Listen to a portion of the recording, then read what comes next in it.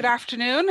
We'll just give the system a minute to let people in. Amy is looking after all the people who are waiting out in the waiting room there now, so we'll just give them a minute to join us before we start off. Thanks a million, everyone, for coming this afternoon. We appreciate all our time is very precious, so to give up an hour, hopefully we'll make this an interesting conversation and you'll learn some things and get some takeaways from us today.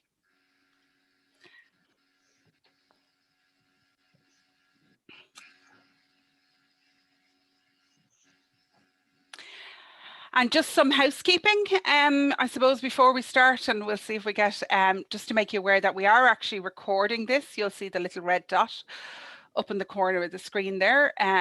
We're recording because we will put the webinar and make it available on our YouTube channel following this. So, you know, you don't need to worry about getting the slides, taking huge amounts of notes. We're going to make it all publicly available. So just to be aware that you are being recorded.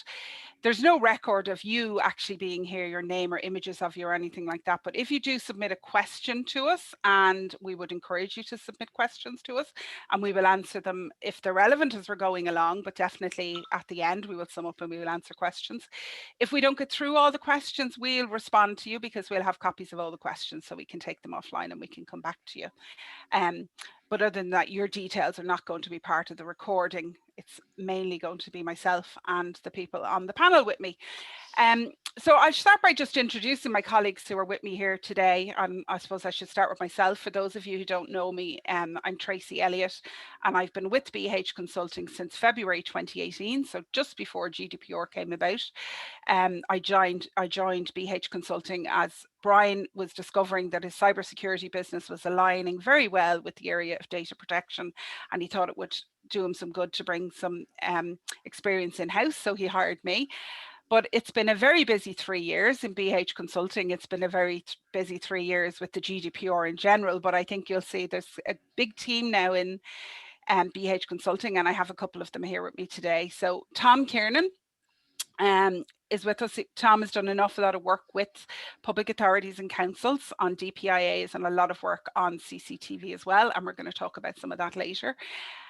Tom's been with us for about a year. Our newest member of the team is Yvonne Mckeown. Yvonne is not new to data protection or to consultancy, but she's relatively new to BH Consulting. And Yvonne is doing a lot of work again with public authorities, mainly with helping them manage their compliance programs and bringing them along on their GDPR journey. And she does a lot of consulting around the DPOs and the roles of the DPOs and that kind of thing. And then we have Anne-Marie. Anne-Marie's been with me almost from the beginning, practically from the beginning. And then she came on board to work with us. And Anne-Marie does an awful lot of work in the area of the technology side with apps and with cloud providers, and a lot of work on DPIAs and in that area. So they're all with me here today, and we're going to talk through some of, when we were putting this together, we sat down and we talked about what are the challenges with data protection 3 years on, specifically for public authorities, and what are their kind of pain points, and what can we do to give you some advice around that. So that was how we put our agenda together, and we decided to call the webinar about reaching towards a culture of compliance, because we're 3 years in, so we thought it would be useful to see where are we with respect to GDPR. And Tom, it was you who came up with the title for the webinar after we'd been through it. So I might just ask you to give us some background on why you thought this would be an interesting topic for today's webinar. Yeah, hi everybody. Thanks for the introduction, Tracy. Yeah, moving towards a culture of compliance. What do we mean by that, and why did we put that up?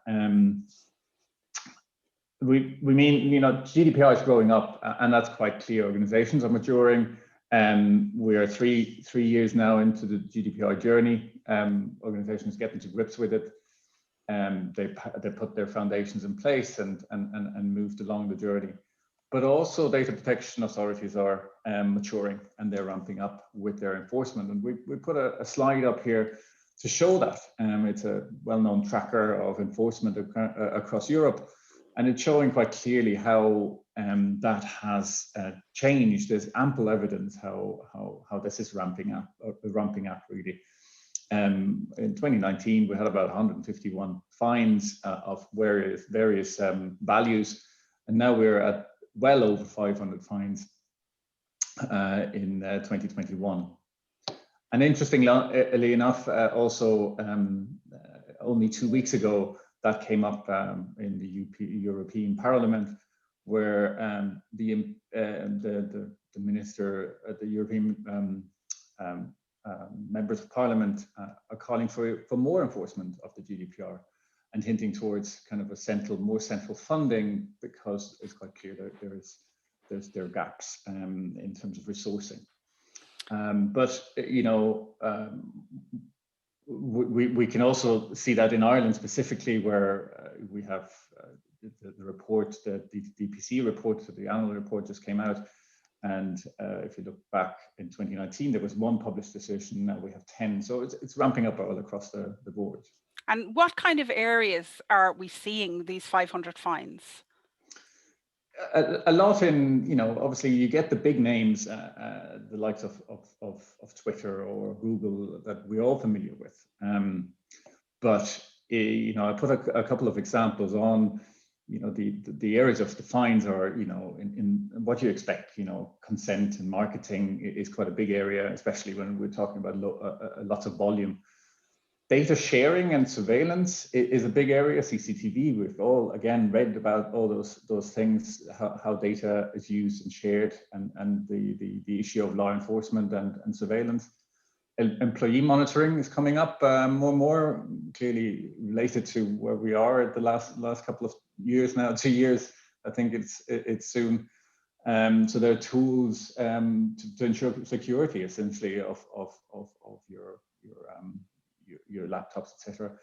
And then, we're all moving towards cloud providers, and that journey has been going on for the last 5 years. So that's also a big area that comes up quite often, where the technical and the organizational measures that are in place may not be as high a standard as they should be.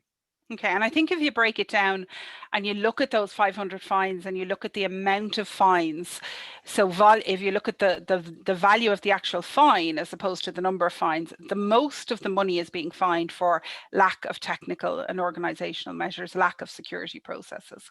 That's where the big fines are coming from. So that's an interesting one, Anne-Marie, for the area that you do a lot of work in with, these technology providers and these technology platforms.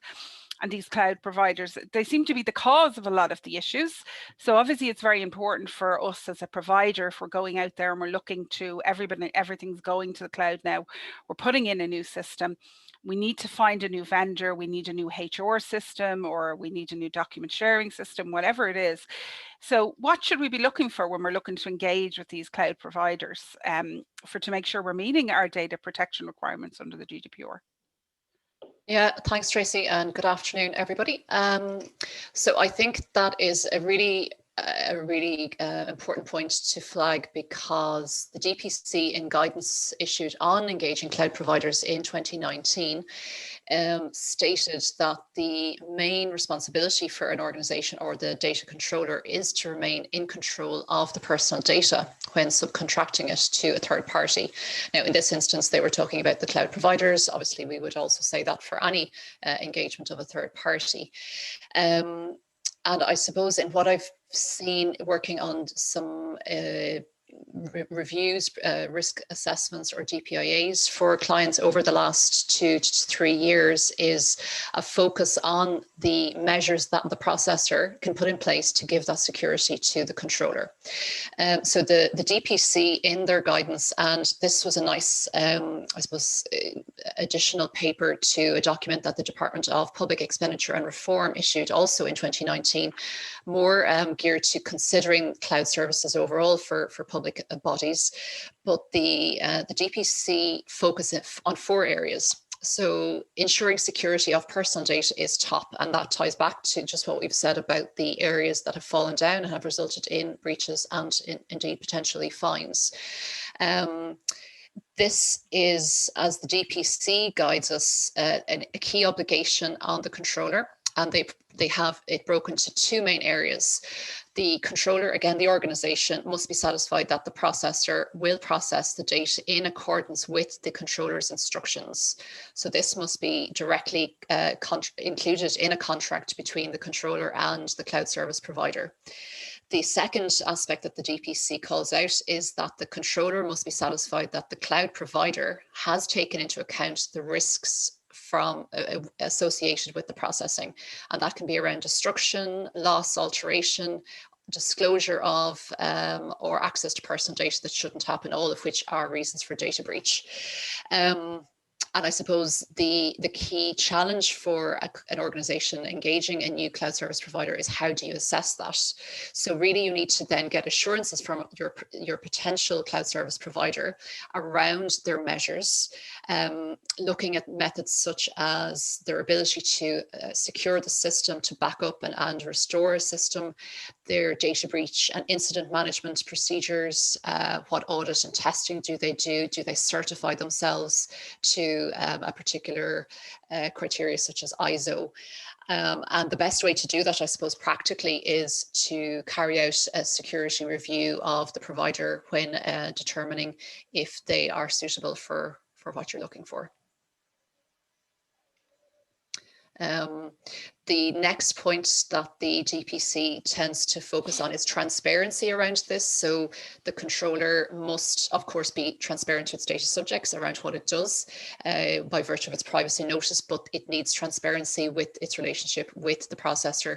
And that is often not as straightforward because, of course, the processor can't open up every aspect of its system necessarily because of confidentiality with other clients, but this would be through potential audit, providing statements of comfort, and again, certification schemes. Okay, so a lot of diligence for us when we're looking Yes. to employ. So you can't really talk about the cloud without talking, I think, about one other really important topic that's going on in the data protection world at the moment, and that relates to international transfers and moving of data outside of the European Union. Most of us are probably familiar with this because of the Schrems case. So Anne-Marie, can you just link that back to us with the Schrems case, and how does that affect us when we're choosing a cloud service provider? So yes, exactly. So for those who may not have all the detail, the Schrems case was a verdict handed down last July where transfers outside of the European Union were cast into doubt, and specifically to the US where the Privacy Shield mechanism was struck down. This effectively means that we now have to look at any provider which may host data or share data with a part of its organization outside of the European Union. So a lot of the big cloud service providers such as AWS, Microsoft, and other help desk providers, perhaps like Zendesk, for example, may send data outside of the European Union. So this means that we need to carefully consider each provider, ask questions around what they're doing with the data, where it's going, what contractual measures they have to protect it, and ultimately determine if we have enough security measures to protect the data if we go with that service provider. So this really all forms part of your risk assessment during your vendor consideration process. Okay, and are companies doing that at the moment, doing that assessment? So all data controllers should be doing this, certainly for any new provider or engagement that they're considering, but they have to also, and they're obliged to look at it for existing ones. And what we're seeing is this is taking the form of, as outlined by the European Data Protection Board, which has given quite a few guidelines on this, albeit they're still in draft, to do a transfer impact assessment on each of your transfers, look at the company, look where they're based, and go through a number of measures to determine what that risk might be. Okay, so that brings us. So then what if from a data protection point of view, I'm going to change to a new cloud provider. What do I need to do? You know, what does the person need, what does the organization need to do before they go out and move over to this new cloud system? So absolutely. I mean, certainly have recourse to the Department of Expenditure and Reform's paper on guidance there as to what is a good solution or a model for you. They have a number of consideration there, which would be a little bit outside the scope of today. From an organizational and a controller accountability point of view, consider what the Dpia has said in terms of absolutely doing a security assessment, looking at the processor, considering your transparency obligations with them, and certainly contracts. It's very important to ensure that that's put in place. And how we do that typically is we do a DPIA, which will review all of those aspects, taking on board the principles of the GDPR, and give you any risks associated with it, and mitigating actions to deal with those. Okay, so just for those of you who aren't aware, Anne-Marie mentioned a term there, a DPIA. You've probably all heard that. It appears quite a number of times in the DPC's recent report, and also into a lot of the investigations that the DPC have done recently, specifically into public authorities. So a DPIA is what's called a data protection impact assessment. So Tom, I mentioned this is something that you do a lot. So I think we might just take it back a little bit, and just could you cover the basics for people on the call to just explain to them what actually is a DPIA? Yeah, sure, well, of course, no problem. So Article 35 of the GDPR says for any processing activity that is a high risk to the rights of freedom of the data subjects, you need to do a DPIA. So a DPIA is mandatory for controllers to do, and that includes, and Marie mentioned that already, not only new activities, but also existing activities. So activities that might have changed over time quite significantly, and the processing therefore changed, the purpose of the processing, etc., etc. So it's not only when you kind of introduce the likes of a cloud provider, but also for existing activities that change significantly. So there was one word in there, or two words rather, is the high risk. What's high risk? High risk is high risk to the data subject and their rights and freedoms on the GDPR, and that could be a lot of things. And a selection of that is on the screen. And if you want to read more, there's a guidance from the DPC that actually calls out very specific processing activities that fall under that high risk. But some examples, for example, is tracking people. Tracking people with CCTV is high risk, falls under high risk. Direct marketing is clearly high risk. If you match data, if you have one data source and you put it together with another data source, that's high risk. The volume plays a big role in it. If you have 50 data subjects and data pieces, that's probably not high risk unless this falls into some other areas. But if you have 2,000 to 5,000 or the likes of Google millions, then of course that's high risk. Is it the type of data that puts us into the high risk category? So is it, if we're processing credit card details or health information? Is it that type of data? I would look at it from a scale point of view. You look at elements of it that raise the risk, and eventually you get to a point where it is considered high risk.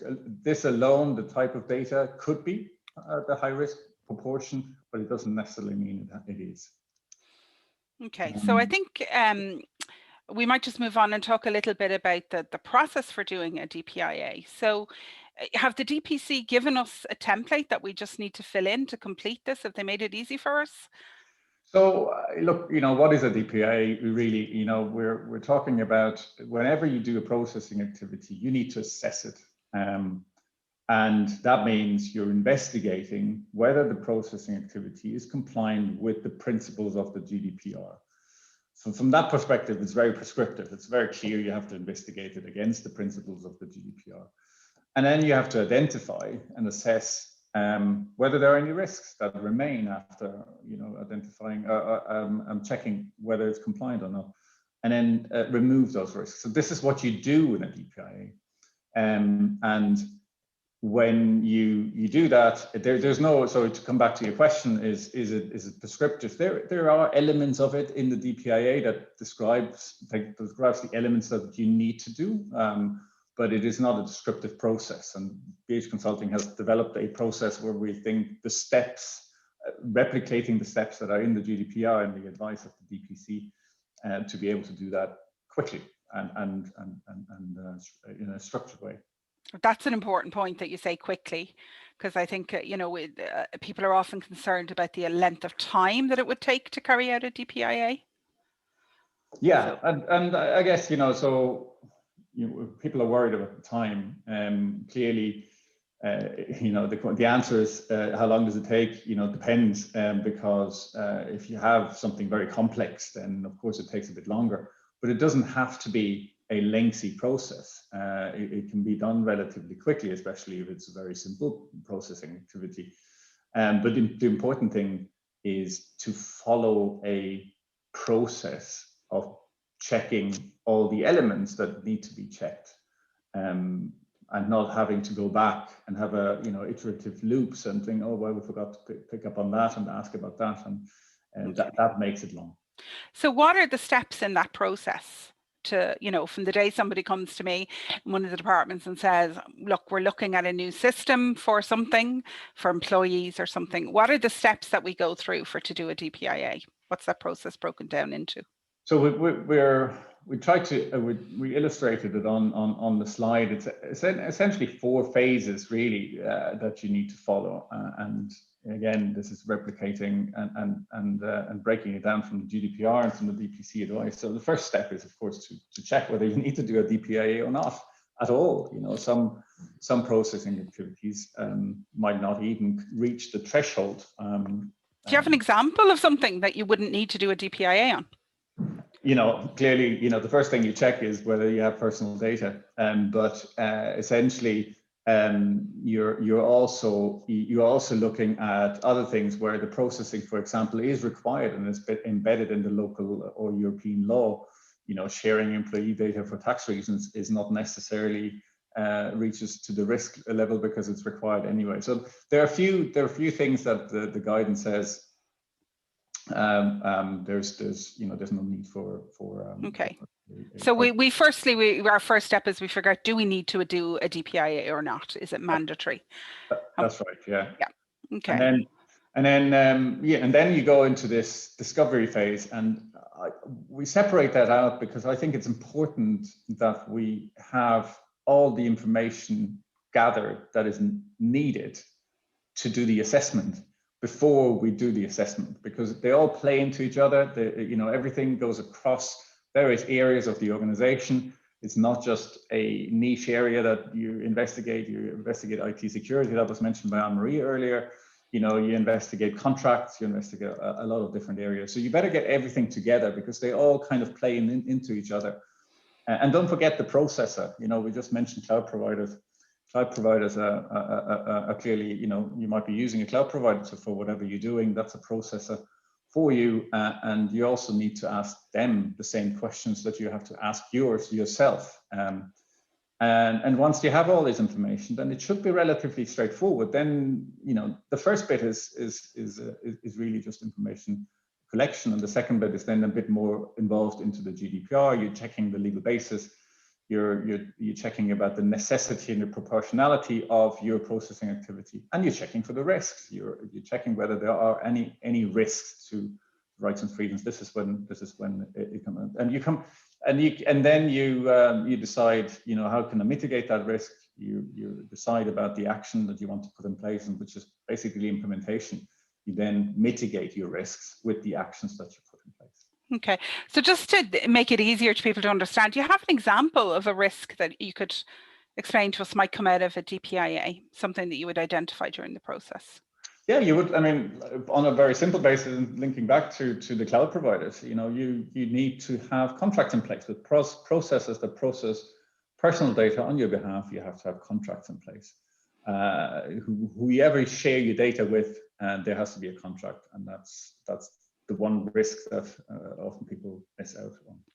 Yeah, and that's to do with data sharing, which is actually a very topical piece for today. As I believe there was an article today about an inquiry being opened into data sharing between public authorities, which Yvonne, you might be able to give us a bit more details on, but I might just, that's something you've done some work on, Yvonne, in the public sector. You've looked at different data sharing arrangements for them and the complexities of it. So I wonder, could you just give us a bit of a background on that? Sure, Tracy, thanks, and good afternoon, everybody. Yeah, so I mean, as you can see, there are many issues arising from public sector bodies in relation to data protection. But one of the areas that we get asked about most frequently is data sharing. Now, that could mean data sharing between public bodies, or it could mean data sharing between the private sector and the public sector. So this is probably because there's been a lot in the news about it. I mean, even going back to when GDPR was implemented first back in May 2018, there was a lot of discussion and a lot of news coverage around the public service card and the data sharing that went on between all the different departments.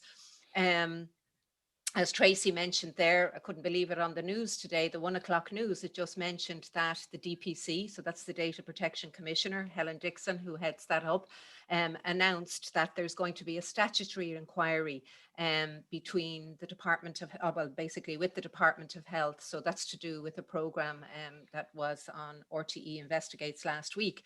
So as you can see, lots and lots of, I suppose, interest in data sharing.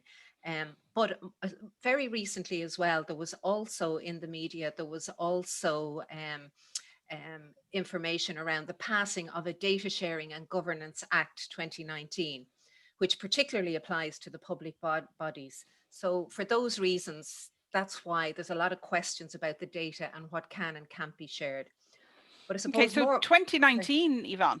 2019, yes. That's 2 years. It's 2 years, Tracy. So, you know, we would think, and most people would think, okay, so that act is in, and can we rely on that, you know, for legal basis for sharing data between different departments? Unfortunately, not yet, because it hasn't actually commenced. So it was signed into law, as I say, in March 2019, but it hasn't actually commenced.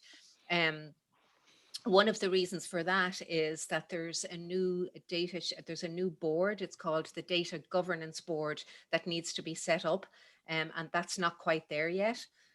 Now there is a lot of talk about when the Act has commenced. It'll actually help government bodies to share, and it'll actually help in relation to deciding what the legal basis is for sharing data between the different departments. Interestingly enough, the Data Sharing and Governance Act 2019, which was signed into law in March 2019, was followed very, very closely in April 2019 by a guidance note that came out by the DPC, the Data Protection Commissioners. So a month later, they came out with a guidance note, a 10-page guidance note on data sharing in the public sector. So for anybody in that space, it's well worth a read. But what they said in that was, so the DPC said that the Data Sharing Act, it was welcomed. However, it was to be that the GDPR trumped well, it didn't use the word trump, but the GDPR takes precedence. So once all the principles of the GDPR are followed, so that's GDPR as we know it, then you can rely on the Data Sharing and Governance Act 2019. So that was a very important point that they were trying to stress in that. Yeah. Okay, but it's not, as you say, it's 2 years around, but it's not actually enforced yet. It's not usable. So if I'm a public authority at the moment and I want to share information for some project that we're running between 2 counties maybe, and we want to share some information, how can we do that at the moment and still be in compliance? Yeah, so that's a good question, Tracy. So at the moment, there are data sharing agreements. So a data sharing agreement, there's I suppose there's two, there's sometimes there's confusion over, there's data sharing agreements and there's data processing agreements. So the data sharing would be what would be used between the 2 government departments. It's good practice to have a data sharing agreement. It's not mandatory. So a data sharing agreement sets out the purpose of the data sharing. It covers what happens to the data at each stage. It sets standards and helps all the parties involved in sharing to be clear about their role and responsibility. So having a data sharing agreement in place helps demonstrate that you are meeting the accountability principle under GDPR, which is one of the principles. In relation to then a data processing agreement, or sometimes as we've referred to it as a DPA, this is mandatory. So a data processing agreement comes into play when a controller is sharing information with either a supplier or a vendor. So the data controller owns the data and they're telling the data processor what to do with that data. So a good example of that would be a HR department who's asking perhaps a payroll provider to provide a service. They're in charge of that data. So that's mandatory to have a data processing agreement in place there. That comes under Article 28, and it's very prescriptive of what should be in that data processing agreement. Yeah, we're hearing a lot of D's today between DPAs, DSAs, DPIAs, and DPC. We should have had a quiz on this at the end.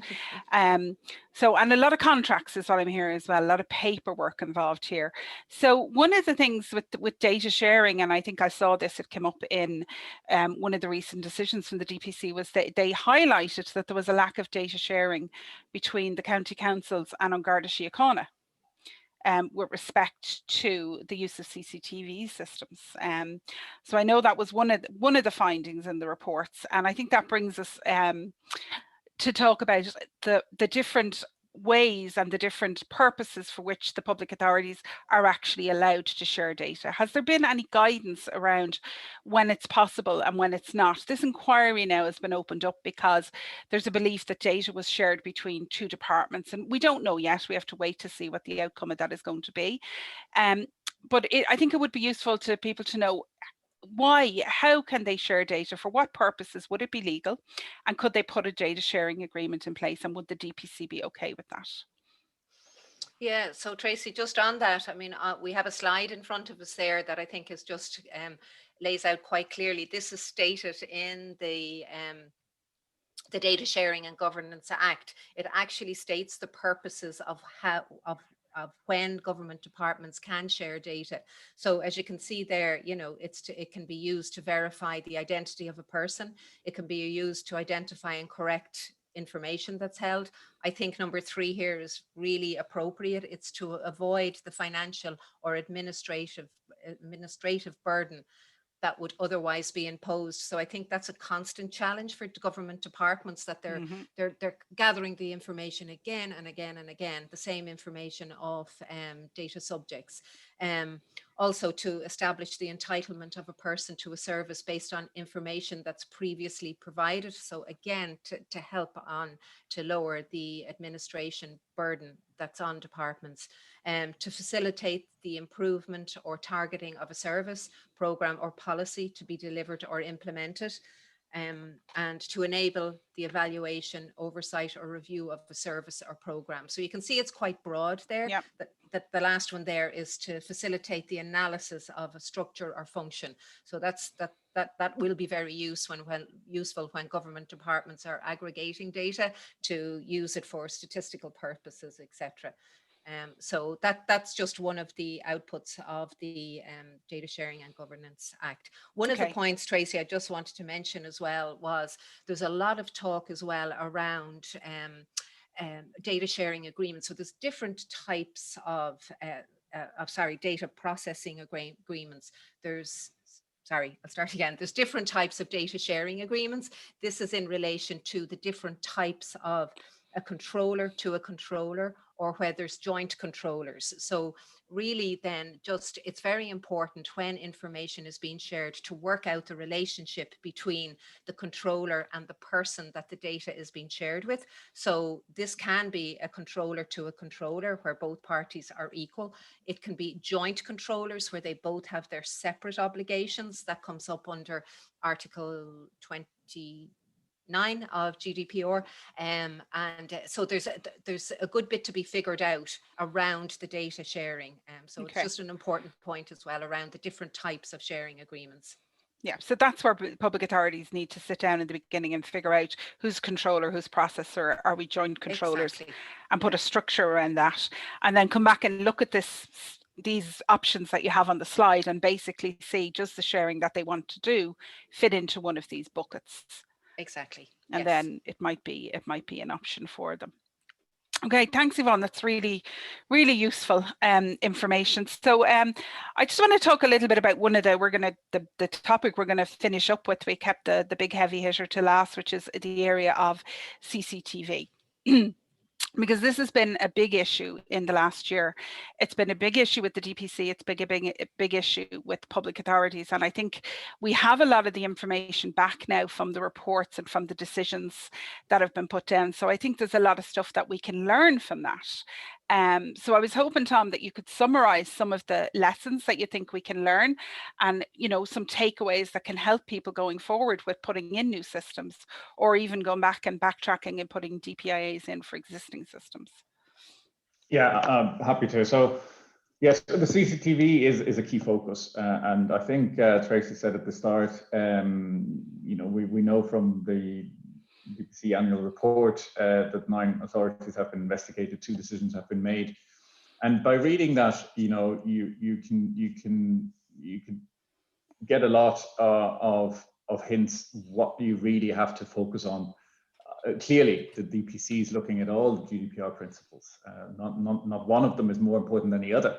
They're all important, and you have to comply with all. But I picked out 3 specifically that I think that are referenced often by the DPC, and maybe that cause most of the issues for public authorities. And those are highlighted here. So it's the purpose and the legal basis, it's the necessity and the proportionality, and it's the operating procedures and policies, so the technical and organizational measures. Let's start with the purpose and the legal basis. Clearly, that's in Article 5. Personal data has to have a local basis, and it has to be processed for a specific purpose and not for any other purpose that might not fit with that. So that means a local authority has to have a specific purpose for CCTV. So that could be littering. And then they have to identify the legal basis, which is Article 6, public interest. But this is where it becomes tricky. There has to be a primary legislation that supports that public interest. So that could be the Litter Pollution Act for local authorities. But then it has to be a specific section within that that allows CCTV. And that's where it becomes very tricky, because there isn't one. According to the DPC, they point out that various primary legislations, like the Litter Pollution Act, like the Waste Management Act, does not have a specific CCTV mentioned in it, and therefore is not sufficient, or is not considered sufficient at this point in time. So they highlight. Could we say that's very clear advice we're getting from the DPC now, that there's a lack of set out in primary legislation that county councils are using for a lot of their day-to-day activities, because it doesn't specifically say CCTV is a tool that can be used for this. Yeah, what is specific about this is that if you use CCTV for the purpose of law enforcement, whether that's littering, whether that's waste, dog fouling, or whatever the law enforcement purpose is, if you're using it for something like that purpose that is on the that falls under law enforcement, then you need the Garda authorization, which is Garda being the competent authority for law enforcement. So you need to basically process under law enforcement, and that's the clear message that comes out from all of those. Okay, and that's a relatively new term, isn't it?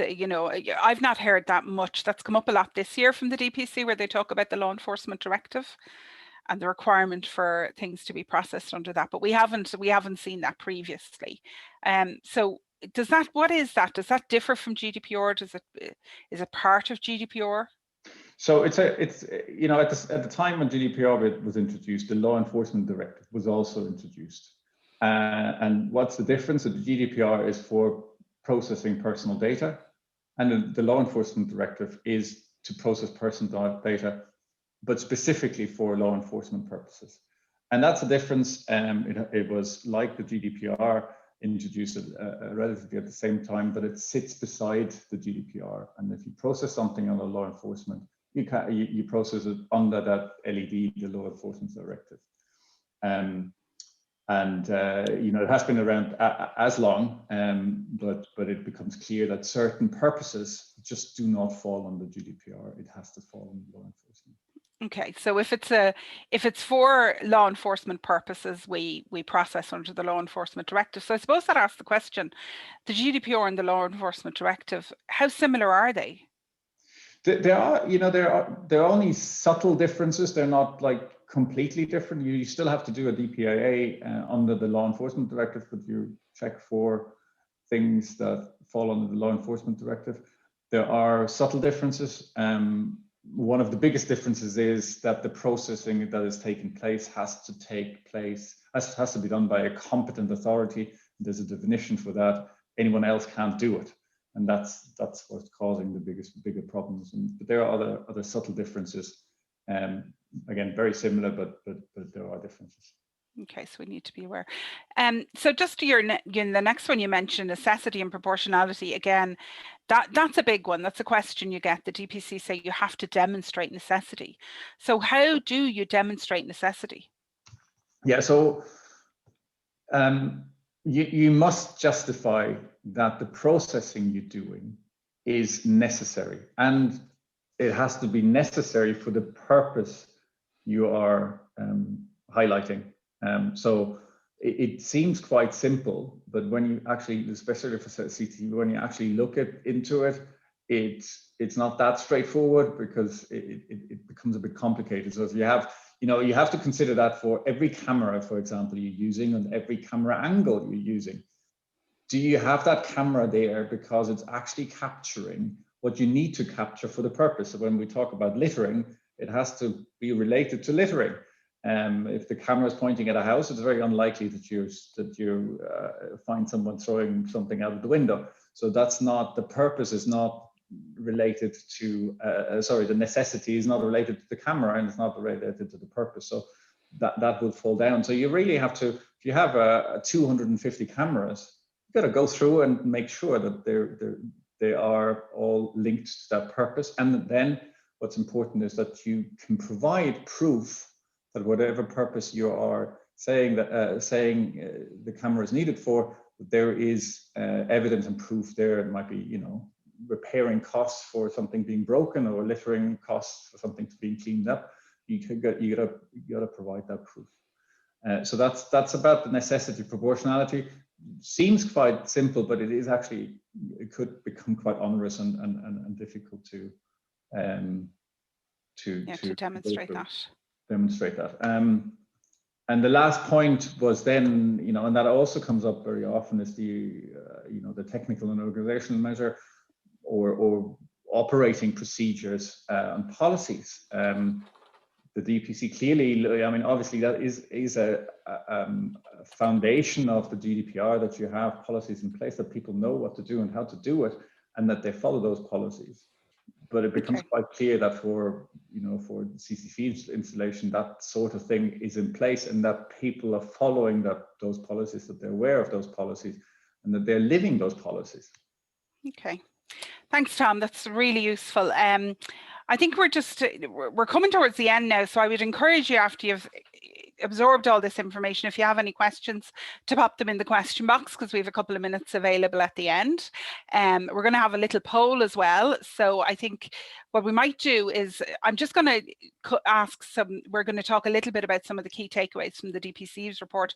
But while we're doing that, Amy, you might pop up the poll for me so that people could actually be having a read. And it's just 3 simple questions.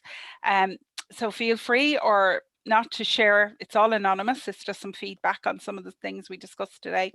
So we talked a lot about the DPC's report. So Yvonne, I might just start with you by asking you, you've read the report and you work in the area. So do you have any key takeaways from this report that you think would be useful to the people on the call today? Yeah, Tracy.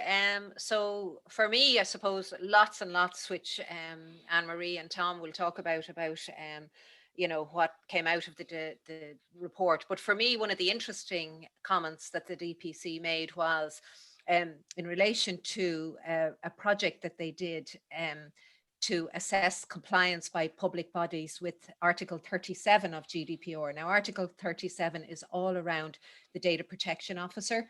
and the designation of a data protection officer. So what I found very interesting was the DPC, and I suppose we think when the DPC look at different organizations that they go out, but they actually do an awful lot of their work as a desk-based exercise, and this would be a really good example of that.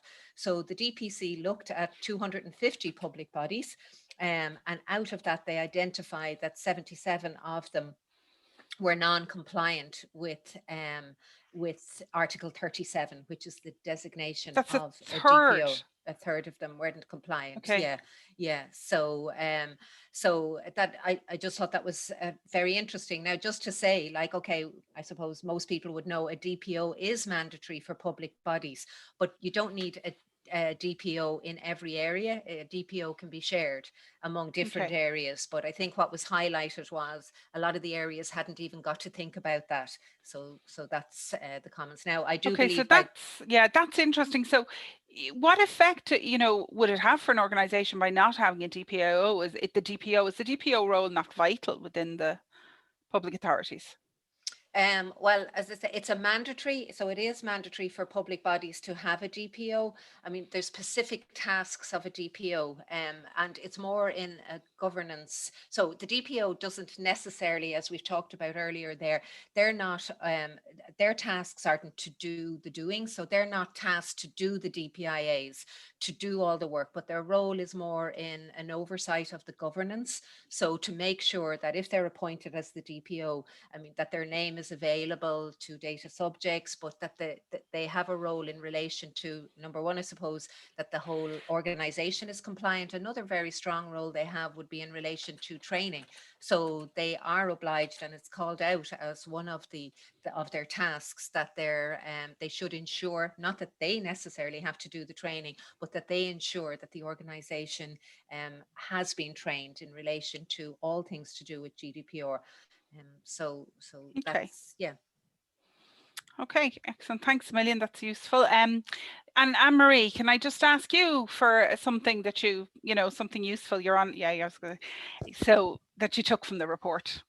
Yes, so a little bit related to what I spoke about earlier in the call on the engagement of cloud service providers, or indeed processors. So one of the case studies in the report was a summary of a breach that happened for credit unions across the country, who are all using the same processor. Now, the context of the breach was a coding error by the processor, and it was to do with, we'll say, credit accounts for borrowers in the unions.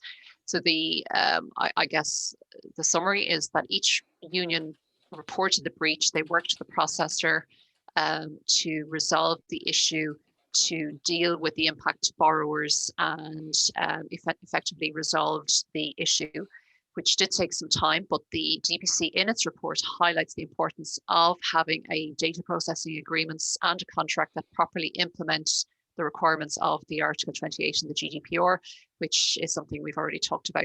Yvonne went through the data processing agreement requirements. So I suppose the DPC's point is that it allows the processor to assist the controller in meeting their obligations around security of processing, and specifically management of breaches. Okay, important one. And Tom, well, what did you see in the report that sparked your interest?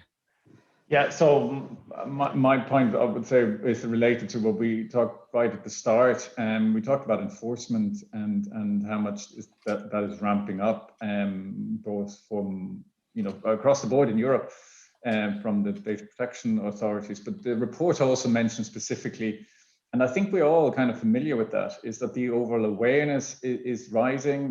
We have data subjects, so we have articles in the news all the time about data protection and GDPR now. But specifically the DPC in the report mentioned that the complaints and the inquiries by individuals, by me on the streets, is on the rise, and complaints going in, and obviously they have to be responded to. And that kind of highlights again that this maturing of GDPR, and that we just have to have a robust GDPR program in place for all organizations, and not just local authorities. Okay. Okay, we've actually got a couple of questions now, so we might just move on to those. The first one, I think, Yvonne, is probably, I'll direct at you because it comes back to some of the areas you talked about, and it's to do with the compliance with GDPR. And as a DPO for an organisation, what would you set as your priorities for this year to make sure you're compliant with GDPR? Yeah, so that's an interesting question, Tracy. So really what the priorities would be would actually depend on the journey that the organization is on. So this probably very much links back to what this whole webinar is about, reaching towards a culture of compliance. So some organizations back in 2018 would have started on this journey. So 3 years later, they'd be still, I suppose organizations don't say we are now fully compliant. There's always something to do in GDPR, but they are a good bit away on the journey. Other organizations kind of realized there's still a lot to do, and that's fine. So, I mean, in relation to the priorities, it does definitely depend on where you are on that journey. We touched on it earlier there. I mean, training is always one of the top priorities for all organizations, and specifically because it's mentioned as one of the roles, one of the tasks of the DPO. Also, I think what would be a priority would be making sure that records of processing are done at this point 3 years later. So records of processing comes under Article 30 of the GDPR. Now, I know a lot of people on this call would have done records of processing, because I recognize a couple of the names, but that's really important. It's probably one of the first documents the DPC would look at if they are looking at an organization. The record of processing looks at all the data flows, and that's where it decides what the legal basis is for collecting all data. So that's a very important document, followed then by what Marie has touched on, what Anne-Marie has touched on in relation to the data processing agreements. So there's a lot, but priority wise, I suppose my top three would be, the training, the records of processing, and the data processing agreements. Okay, thanks a million. That's really useful. So we've just had another question in with respect to breaches. Okay, obviously breaches are a big concern for everybody. So somebody has just asked, do we have any tips that we might be able to pass on that could help, people in their role as DPO to cut down on the number of breaches that an organization are seeing? I think maybe specifically on the more human error type ones might be useful. Anyone want to take that question? I will, Tracy. I was looking at this for some training recently. So yes, so the DPC in its annual report again highlighted that I think 86% of the breaches last year, which totaled 4,600 and something, were unauthorized disclosure, which can be and often is human error.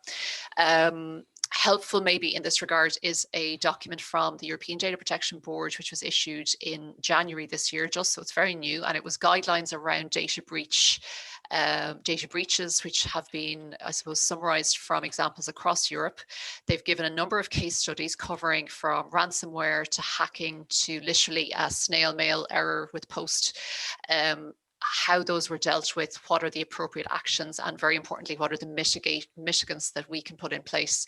So for example, I suppose at its very simplest level, where we're using email or post, do we have a correct SOP or procedure to deal with the dispatch of those? Are we password protecting or encrypting email files? Are we being very careful about sending personal data in files? Standard processes for email systems, perhaps looking at autofill of addresses or removing that, and ensuring that wherever we have higher risk data, we always have an additional security measure, be that a 4-eyes check if it's more postal, or logging into a system, for example, that we're using. We're trying to increase our measures such as 2-factor authentication. But that paper would be well worth a review because some of the mitigating actions in there are very useful. Okay, and a lot of these papers that we've mentioned in today's webinar, they're all available on dataprotection.ie. And there's another one, Anne-Marie, that's just come in that's actually think is for you as well, because it relates to somebody wants to know if they have already done a DPIA. It's an older system. They did a DPIA at the time, and it's a cloud service provider. Because of streams, do they have to do it again, or what do they have to do now? Great question. The answer is they need to, so a DPIA, as we'll probably be aware, and Tom might have alluded briefly, should be reviewed at a certain time after it's completed. So if now your provider is in scope for streams, in other words, they're based abroad outside of the European Union, or they have some transfer of data abroad, then we have to go back and revisit the DPIA, reassess that risk for international transfers, which hopefully was in the original one, but even if it wasn't, now it's becoming a risk, and then go through what I think we mentioned earlier, which is a transfer impact assessment around it to understand what does that risk now mean for that particular provider and indeed that processing activity. Okay, thanks a million. There's another question. I might take this one myself. Somebody wants to know, do you need to do a DPIA for your CCTV system if the system was in place prior to May 2018, so before GDPR came about? So that's kind of a tricky one, because if you read the rules on the you know, the GDPR is very clear that data protection impact assessments are only mandatory on processing activities that commenced after GDPR came into effect on the 25th of May 2018. That's what it says. However, in the decisions that came down recently from the DPC to the two county councils, they were quite clear that although it wasn't mandatory, because a DPIA wasn't done on certain activities, they hadn't reached the necessity, that hadn't been done. And so they considered, although you couldn't be fined for not doing the DPIA, because you hadn't done the DPIA, you had no legal basis for processing the data. And so the fine was levied for that period in which there was no DPIA, but it was an actual fine for illegally processing data. So I think, you know, best practice would be all CCTV systems should have DPIAs done on them. So Amy, we might have a look. I think we're just coming up now. We've 2 minutes left, so we might just have a look at our polls and see did we get any useful feedback.